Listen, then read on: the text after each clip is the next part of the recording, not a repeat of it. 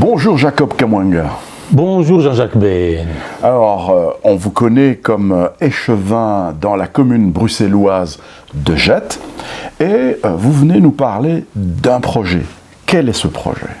Une sagesse africaine dit « Un vieillard qui meurt, c'est une bibliothèque qui brûle ou qui prend feu. » Alors, j'ai voulu saisir cette occasion. J'ai voulu saisir ces moments que nous avons passés avec des personnes âgées pour transmettre leur savoir, leur connaissance aux jeunes. Et je veux éviter qu'il n'y ait des interprétations ou des déformations, voulues ou non voulues, en faisant en sorte que les jeunes soient des témoins directs pour pouvoir écouter ce savoir, pour pouvoir se voir transmettre ce savoir et ses connaissances. Alors, on comprend bien que vous adressez ce message à des jeunes, oui, et que l'objectif premier, c'est cette transmission des connaissances. Est-ce qu'il y a encore quelque chose derrière cet objectif? Je vais évoquer dans mes propos la diversité. Ici, ce sont des gens, des personnes qui ont quitté leur pays d'origine pour venir s'installer ici en Belgique. Je prends l'exemple d'une personne qui a quitté son pays natal, pays d'origine, pour venir s'installer ici en Belgique et qui a vécu de nombreuses années de bonnes et de mauvaises choses, de bonnes et de mauvaises expériences, et qu'elle aimerait partager avec les jeunes. Alors, je comprends bien, ce projet, comment s'appelle-t-il? Ce projet s'appelle les bibliothèques vivantes. Les bibliothèques vivantes. Alors, quel est le premier invité des bibliothèques vivantes? Mon premier invité que j'ai choisi s'appelle Paul Bonga Bonga. C'est qui Paul Bonga Bonga? Paul Bonga Bonga, c'est un ancien footballeur d'origine congolaise que le Standard de Liège est allé chercher au Congo avant l'accession du Congo à l'indépendance qui est intervenue en 1960. Le 30 juin, le 30 juin 1960, voilà. Et c'est en 1957 que le Standard de Liège est allé chercher ce monsieur. Il est venu ici, il a joué et il a fait gagner le Standard et il a dans son palmarès quelques trophées gagnés au sein de son club de l'époque, le Standard de Liège. Pourquoi je l'ai choisi? C'est parce que ce monsieur arrive dans une période charnière, donc d'avant et d'après l'indépendance. Avant l'indépendance, c'est-à-dire en 1957, 3 ans avant l'accession du Congo à l'indépendance, et il a vécu également après l'indépendance ici au Standard de Liège. Et ce monsieur a vécu pas mal de choses. Il a beaucoup d'expérience et qu'il aimerait partager avec la jeunesse quand je pense que beaucoup de nos jeunes vivent cette crise identitaire. Et en écoutant ce monsieur, en suivant ses propos, en suivant en tout cas son vécu, ils vont savoir se positionner, ils vont comprendre pas mal de choses qui pourraient vraiment les aider pour leur avenir. Alors, sans plus tarder, je vous invite à suivre mon premier invité, Paul Bonga Bonga.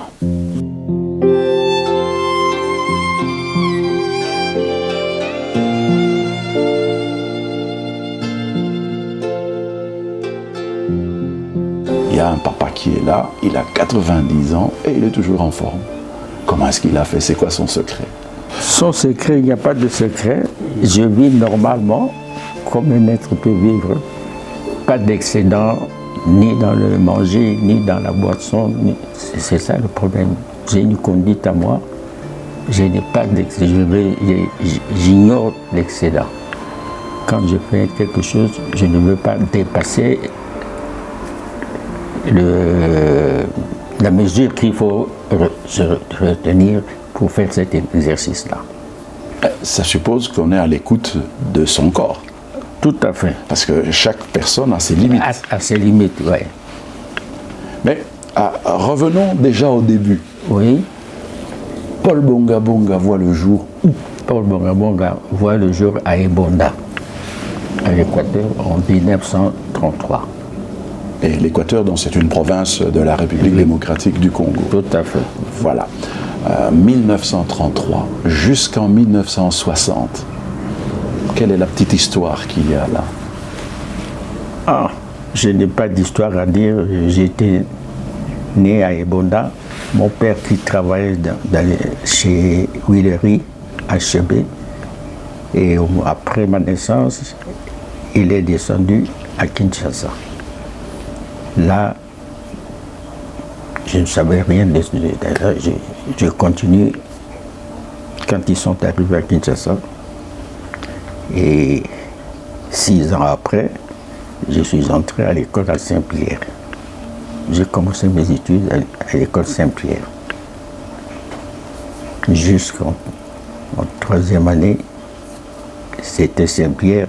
Et la 4e année, c'était à Sainte-Anne, où il y a l'église Sainte-Anne, la cité européenne à cette époque-là. Oui. Puisque maintenant, il n'y a plus de différence. Tout le monde, les Congolais habitent soit au nord, soit au sud de Kinshasa. Tout le monde peut occuper une place là-bas. Et alors, j'ai ouï dire qu'il y avait aussi le foot dans cette affaire.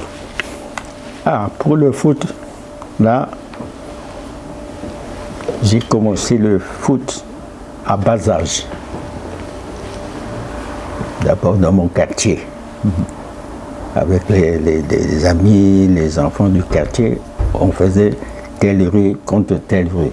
Et nous habitions sur Kitega 43, dans la zone de Barumbu. Et chaque week-end, peut-être, là, j'habitais sur Kitega. Alors, on jouait sur Kitega contre Barumbu, contre Kababa. Ça, c'est pendant chaque semaine. Comment le jeune Bonga Bonga arrive... quelle est la petite histoire qui fait que du joueur, l'enfant qui joue au foot, jusqu'au grand joueur du Standard en Belgique? Qu'est-ce qui s'est passé? Comment c'est? Allez, c'est quoi les petites péripéties qu'il y a eu tout au long de cette vie, de cette riche vie? Si je veux essayer de me mémorer la jeunesse, je pars à l'école à Saint-Pierre. C'est de là, pendant les récréations, on a commencé à jouer comme tout le monde jouait. Et quand je suis arrivé en 4e année, j'ai quitté Saint-Pierre, je suis allé à Sainte-Anne. C'est de là, pendant les vacances, on formait une équipe pour des championnats scolaires. Alors, j'ai eu l'occasion à cette époque-là de former une équipe, puisqu'on m'avait trouvé que je jouais bien dès cet âge-là.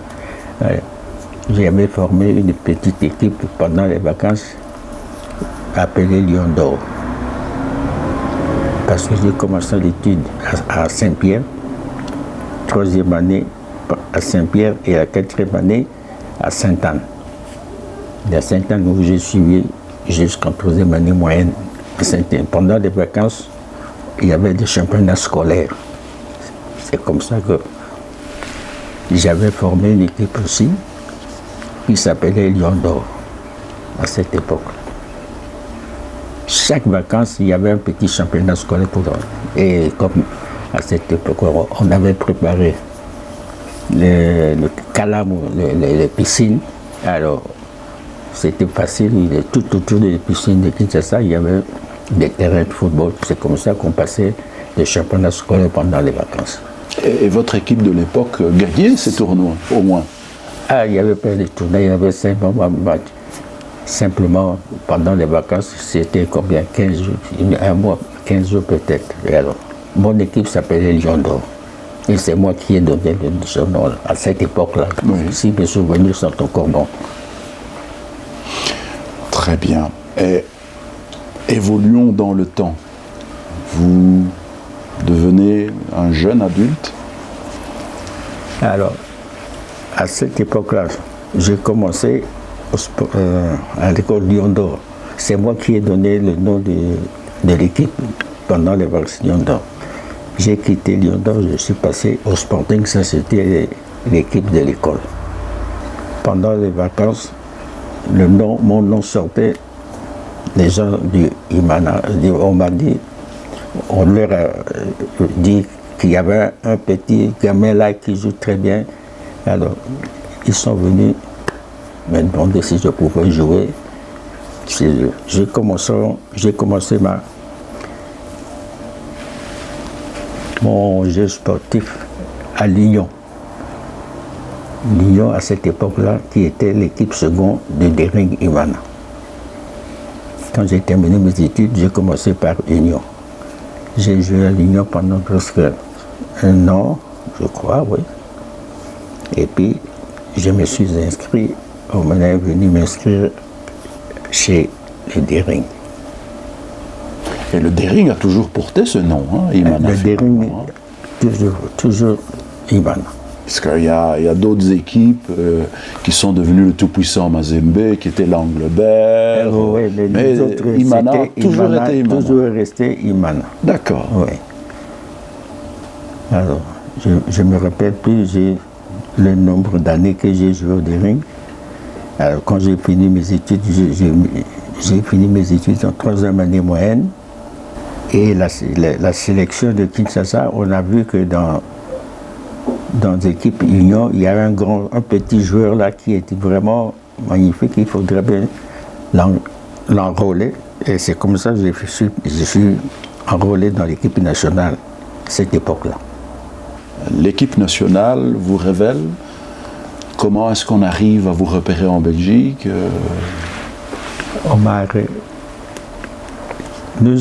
L'équipe nationale a fait une tournée en Belgique à cette époque-là.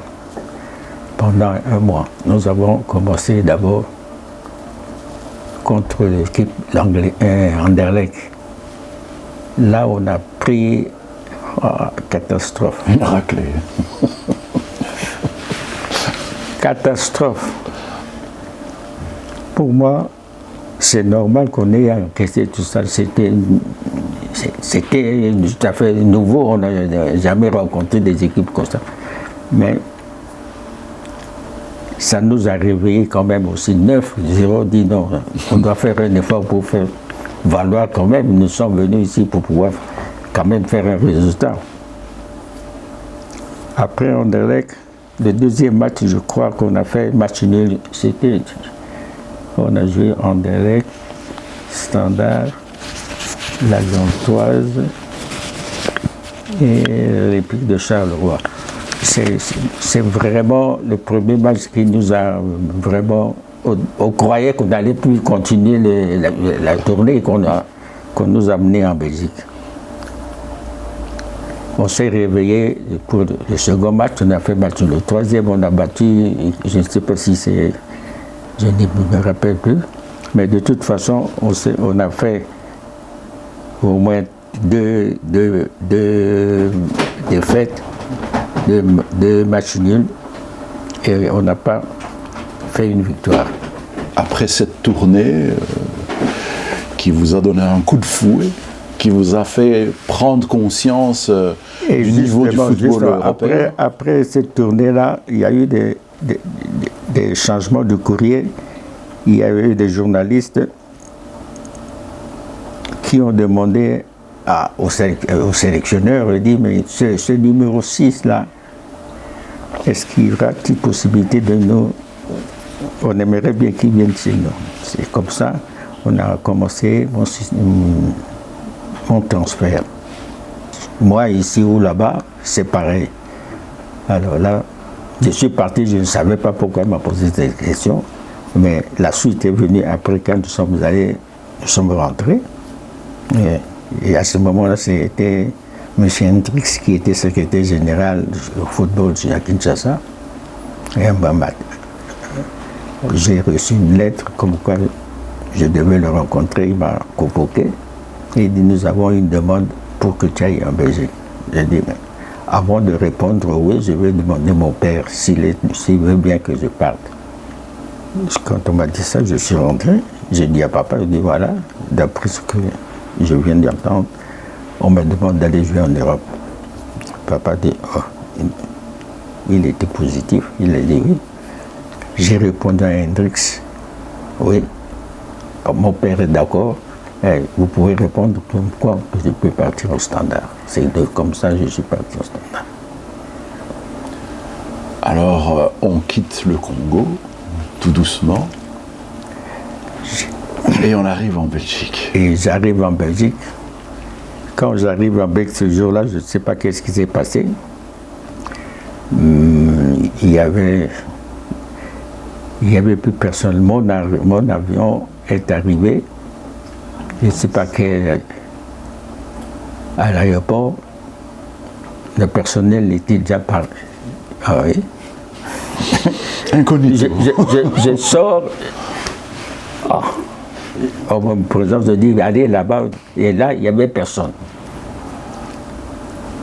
Le Standard, qui savait bien que j'arrivais, parce que je revenais pour son compte, M. Petit, qui était secrétaire général, ils sont arrivés. Et dans le rôle, il n'y avait plus personne. Il n'y avait que moi qui suis resté là seul, avec mes bagages, j'attendais. Et on leur a dit, allez à tel endroit autour.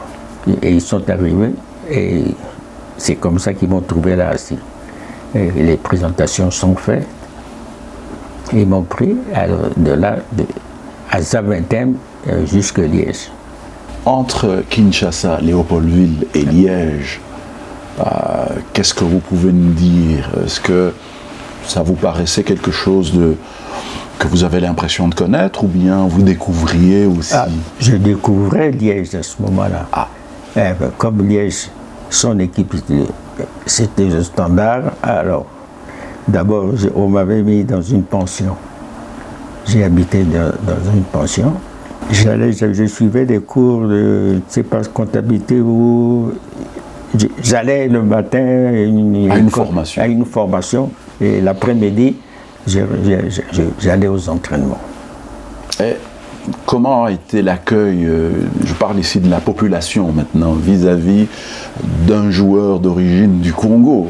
Quand nous sommes arrivés... Vous n'étiez pas nombreux, je pense que vous étiez le premier. J'étais le premier, mais il y avait tout un monde qui m'attendait là-bas d'arriver. Parce que le journaliste, j'ai encore son nom, Isidore Clossé. Et les journaux en parlaient que, voilà, M. Bongabonga, il y avait du monde. Et puis, quand nous sommes arrivés à Sclessin, j'ai trouvé tout un monde qui attendait pour me voir. Je dis un Congolais qui vient pour l'équipe. Alors, votre premier match, racontez-nous. J'ai commencé d'abord à l'équipe réserve. Parce qu'il fallait apprendre des entraînements avec l'équipe. Et peut-être, je ne sais pas, après 6-5 matchs, à l'équipe réserve. Et puis finalement, je suis allé à l'équipe première. Je suis entré en première, là en 58. Premier match, tous les Belges étaient curieux de savoir qui est là, qui est arrivé, le nouvel joueur, un Congolais qui joue dans tout. Mais ils étaient bien accueillis. Moi, personnellement, je n'ai rien à reprocher de mon séjour à Liège. Juste une petite curiosité. Les premiers matchs en hiver, oui. Parce que bon, au Congo, il n'y a pas d'hiver. Comment est-ce que Paul Bongabonga a vécu les premiers matchs en hiver? Ça, c'était un problème. Déjà l'entraînement. Pendant l'hiver, premier entraînement, j'ai pas tenu. Je ne sais plus le kilomètre. À un moment donné, j'ai dit, je ne sais plus quand on m'a mis en voiture, je suis rentré et les autres ont continué parce que j'avais tellement froid, je ne pouvais pas sortir.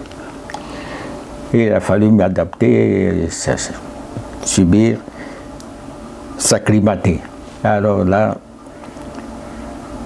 et ça n'a pas duré, je me suis habitué à l'entraînement, et parce que là, il y a déjà des entraînements, mais à Kinshasa, je ne m'entraînais pas comme là, c'est le nombre d'entraînements par semaine. Mais de toute façon, dans le monde de foot, il n'y avait pas de problème. Bon séjour, s'habituer, s'acclimater au pays où j'étais. Et alors, les premiers matchs, les premières victoires, comment le vit le jeune Bonga Bonga? Il doit y avoir une coupe qui a été soulevée à un moment donné. Qu'est-ce que ça fait en regardant le parcours d'où on vient, de se dire... Moi, personnellement, à cette époque, je ne me rendais pas compte que j'étais atteint. Moi-même, je ne savais pas.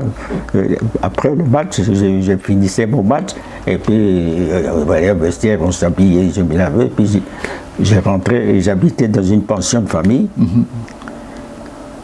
Et tout le monde voulait me connaître, voir qui est ce Congolais-là qui est venu, ce Noir qui est ici. Et je n'ai pas eu de problème, le Liégeois m'a adopté pendant tout mon séjour à Liège.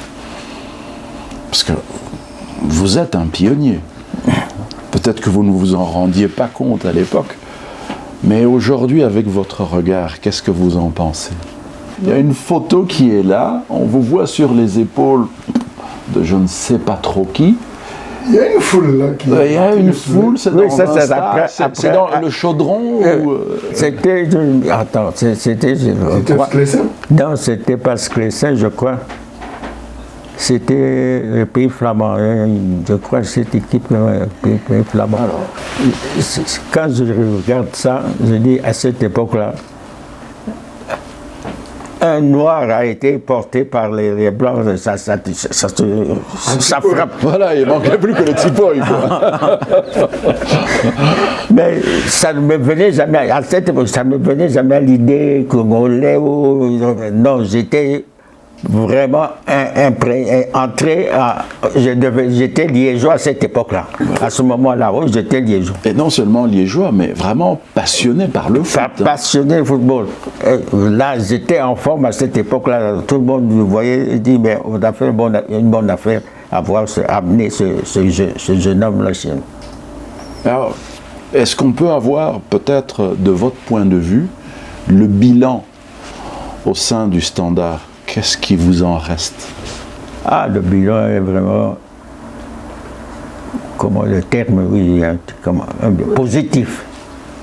Au Standard, le bilan est positif. Ça, ils n'auront plus des joueurs comme moi au Standard, si je compare mon séjour au Standard, et ils n'oublieront pas que j'ai un passage qu'il y a eu un Noir qui est passé par ici, qui a fait du bon travail. Et à côté de ça, est-ce qu'il y a quelque chose peut-être de moins bon que vous aimeriez relever aujourd'hui? Moins bon, c'est le froid qui me gênait.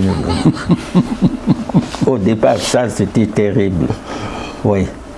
Là, le froid, c'est normal d'où je suis venu. Oui. Et puis là-bas, le climat, la climatisation était tout à fait différente. Et puis bon, l'hiver, tant qu'on est au Congo, on n'en a aucune idée. Aucune idée de ce qui se passe. Et surtout, maintenant, les hivers actuels, et par rapport à cette époque-là, c'est tout à fait autre chose.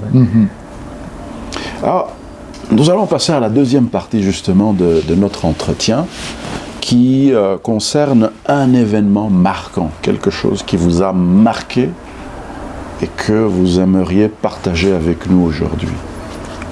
Un événement marquant, c'était contre le match du championnat, je crois, Coupe d'Europe. On a été joué en Angleterre. J'ai eu l'occasion de pouvoir marquer, mais je l'ai loupé. Et le Standard a été battu. Autrement, on allait jusqu'en finale. C'est l'équipe, le nom de l'équipe, je ne me rappelle même plus. Championnat de la Coupe d'Europe. Et j'ai eu l'occasion, j'étais vraiment tout seul. J'ai éliminé cette défense, mais il restait le stopper. J'ai dit si je m'avance, non, il faut me tirer. Malheureusement, j'ai tiré un peu plus haut. La balle est sortie. Nous étions battus 2-0 en Angleterre. Et c'est marqué, je crois, dans le livre ici. Nous avons été battus là-bas. Et comment vous avez fait pour surmonter justement cet événement? Quel est votre secret? Oh, il n'y a pas de secret. Je jouais, je continuais ma vie sportive comme je l'entends. Habité par le foot. Rien à faire. Être battu, ça ne me touchait pas. Je fournissais. J'ai pris mon temps. Je n'ai pas commencé directement. Il a fallu attendre au moins 3-4 matchs. J'ai commencé en réserve tout doucement et puis je suis passé en première pour ne plus sortir. Et comment vous avez vécu vos adieux au Standard? J'arrive, je retrouve la lettre comme quoi que je vais faire chercher une équipe puisque le Standard n'avait plus besoin de moi. Son dernier match, il était au match, on ne lui a rien dit, il rentre à la maison, maintenant il trouve une lettre pour le remercier qu'il ne fait plus partie de l'équipe de Standard. Cette expérience, que diriez-vous à la suite, aux jeunes d'aujourd'hui? Je suis resté 5 ans après avoir reçu ce courrier-là, comme quoi je ne faisais plus partie du Standard, et j'ai reçu la lettre juste à la fin du délai des transferts, un jour avant la date. Ah! Sivry a écrit une lettre à Charleroi s'il pouvait m'accueillir. Et c'était positif. C'est comme ça que j'ai pu, du Standard, je suis passé à Charleroi. D'accord. Alors l'aventure Charleroi commence. L'aventure Charleroi commence. J'arrive là-bas, je remplis le formulaire. Heureusement que Sivry a pu faire cette histoire. Et, au Standard, à Charleroi, j'ai fait, je crois, 2 ans. Et c'était la veille du délai de transfert. C'était vraiment la date limite. Hein. Juste à la date limite, c'est comme ça que je suis parti pour Charleroi. À mon arrivée, je ne dirais pas que c'est moi qui ai fait remonter le... J'ai participé aux efforts et j'ai participé. J'étais en grande partie de mes connaissances footballistiques pour pouvoir arriver à faire monter Charleroi. Et Charleroi en première division, quelle est la suite de l'histoire? Vous restez 2 ans environ à Charleroi, et puis qu'est-ce qui se passe après? Quand j'ai quitté Charleroi, je suis passé à Tubize pendant 2 ans, et ils étaient au milieu du classement. Et quand je suis arrivé, nous sommes arrivés en tête pendant le 2e championnat, et j'ai mis fin à ma carrière footballistique en Europe. Le foot en Europe, c'est fini. Et puis? Comme je travaillais chez Fourcroy, j'ai continué mes services comme employé chez Fourcroy à Bruxelles, et qui était au Congo aussi. Hein. Et Fourcroy, c'est quoi comme entreprise? Les boissons. Vin et spiritueux. Ok. Oui. Et j'ai continué mon travail chez Fourcroy, toujours dans la vente des boissons. Donc ça, c'est le retour au pays. Le retour au pays. Qui dure un certain temps. Mais pour ceux qui nous intéressent, vous revoilà en Belgique. Oui. À quel moment vous êtes revenu? 2004, oui. Donc de 70 à 2004, vous êtes au Congo, chez Fourcroy. Est-ce que vous jouez encore au foot? Oui, toujours. Quand je suis revenu ici, je faisais le week-end, je faisais ma culture physique seul. Je m'entraînais pendant 1 heure et puis je rentrais ici. Mais c'est ça le secret de votre longévité. Vous nous avez dit qu'il fallait rien faire de spécial. Non. Mais il y a un entraînement là très solide quand même. Ah oui. Qui fait qu'on se maintient en forme. J'allais il y a un parc ici. Oui. Du Lyon. Justement, c'est le parc d'Uden. Et je faisais mon footing là-bas et des exercices sportifs. Et je faisais ça chaque semaine pendant 1 heure et puis je rentrais. Comment papa a vécu l'indépendance du Congo, l'accession du Congo à l'indépendance? Parce que lui étant papa étant ici en Belgique, ici à Liège. À Liège. Oui. Je vivais normalement, moi. Ça m'a pas. J'étais ici depuis 1957. On est arrivé à notre indépendance en 60. Vous voyez le délai. J'avais plus les habitudes congolaises. J'étais ici introduit dans le milieu belge. Je vivais une vie belge en fait. Ça m'a pas dérangé ou quoi. J'étais content qu'on ait quand même eu cette indépendance puisqu'on l'attendait depuis des années. Alors là, il n'y a pas de problème à ce moment-là. Mais vous avez dû côtoyer les Calais qui chantaient Indépendance Tcha-Tcha. Calais, ça d'abord c'est vraiment un ami parce que depuis Kinshasa, avant que je ne vienne, il était l'ami intime de mon grand frère. Et il maniait comme moi-même. Comme on joue des rings, il était gangman. C'est pour ça quand l'Afrique à Jazz venait ici, c'est comme ça s'il y a une manifestation. Papa, est-ce que vous avez vécu le racisme? Est-ce qu'à l'époque, il y avait vraiment le racisme qui a traversé en tout cas plusieurs époques de votre vie? Pardon, papa, avant de répondre sur cette question là-dedans, oui. Il fait quelques mois en équipe deuxième, et puis il monte en équipe première. Oui. Ça n'a pas fait grincer des dents, ça n'a pas fait fâcher, ça n'a pas fait naître la jalousie Monsieur Noir, là, de ceux qui attendaient de monter en équipe première. Premièrement, Liège, c'est vraiment un souvenir que je n'oublierai jamais. Vraiment, j'étais accueilli à bras ouverts et du début à la fin. Sans tenir compte de la couleur. Et avec moi, je n'avais pas cette notion-là maintenant.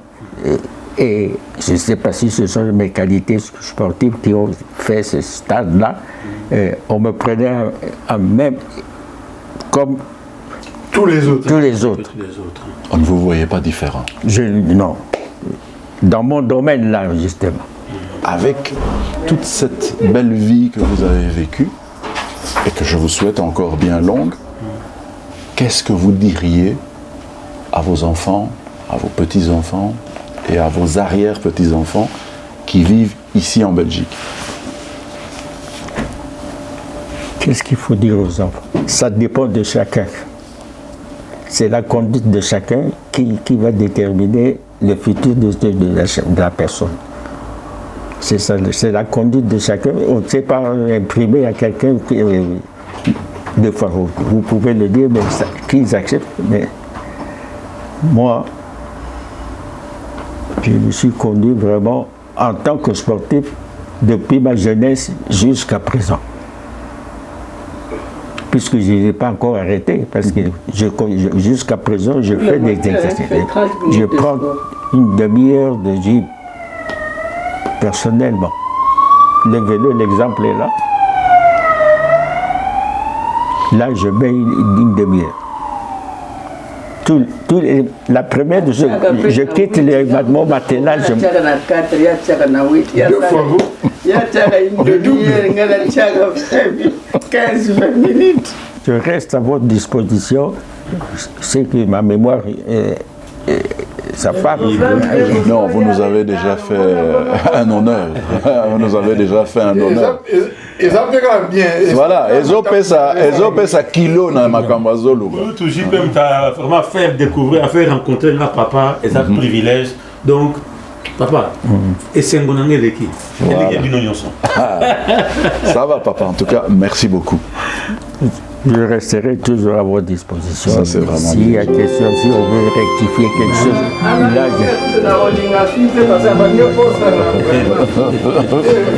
il y a ça, non, il y a moins, ils ont nécessaire. On cherche pas trop.